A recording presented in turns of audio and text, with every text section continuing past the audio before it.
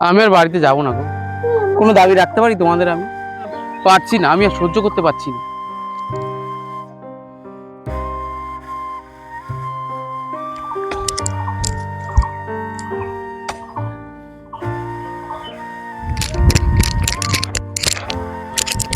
বাবা বাবা বাড়িতে যাবে না? চলো বাড়িতে চলো, মা তোমাকে ডাকছে। আমি আর বাড়িতে যাব না মা। তোর মা শুধু আমার সঙ্গে ঝগড়া করে। তুই যা, বাড়িতে চল।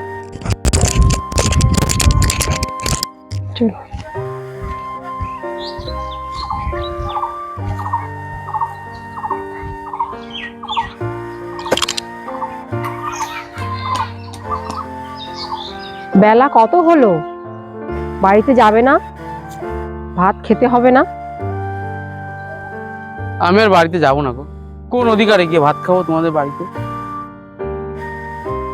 কোনো দাবি রাখতে পারি তোমাদের? আমি কিছুই করতে পারি না।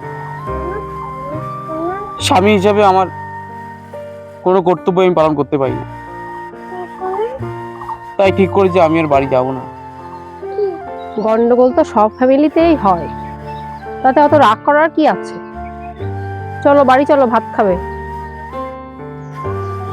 সব গন্ডগোল একটা লিমিট থাকে।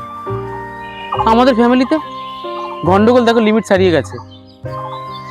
এইভাবে চলতে থাকলে আমরা আমরা সংসার কি করে টিকিয়ে রাখবো বলো? আমি আর পারছি না, আমি আর সহ্য করতে পারছি না। আসলে টাকা পয়সা ইনকাম ঠিকঠাক না থাকলে না এরকমই হয়। আচ্ছা বাবা, আমি তোমার কাছে আর কোনো দাবিই রাখবো না, হয়েছে তো? দাবি রাখবে না কেন বল? কিন্তু আমি যে একটা অপদার্থ, আমার যে তোমাদের দাবি রাখার কোনো ক্ষমতাই নেই। আমি সব হারিয়ে ফেলেছি, সব থেকেও আমার কাছে আজ কিছু নেই। বাবা বাবা তুমি একবার বাড়ি চলো, আমি তোমার কাছে কোনো খাবার খাবো না। আরে তোমরা দুজনই আমার ধন দৌলত। একদিন তো আমাদের সবই ছিল, টাকা পয়সা ধন দৌলত। ঈশ্বর যদি দেন আবার হবে, এতে গন্ডগোল করার কিছু নেই তো। চলো বাড়ি চলো। আর ঈশ্বরই জানেন ঈশ্বর কি করবেন। আমার আর জীবনে চাহিদা বলে কিছু নেই গো। চলো।